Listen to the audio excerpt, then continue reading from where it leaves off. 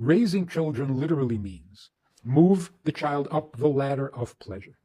Every child is born with a capacity for pleasure. But in infancy, the only outlet or the only pleasure that they're familiar with is touch and taste. A baby needs to be held. A baby needs to be touched. Then a little later, taste. Everything goes into the mouth. Raising a child means introduce a better pleasure. What is the next step for a child? Music, rhythm, song. That's why we sing to children. Then the next step is introduce the pleasure of good character, of a brave kid, a kind kid. How do we do that? Stories. What is the pleasure? Why do kids love when you read to them? What do they want to hear? Something heroic, something beautiful, something noble. And the pleasure of a good story is greater than the pleasure of eating. But you got to move them. What comes after good character?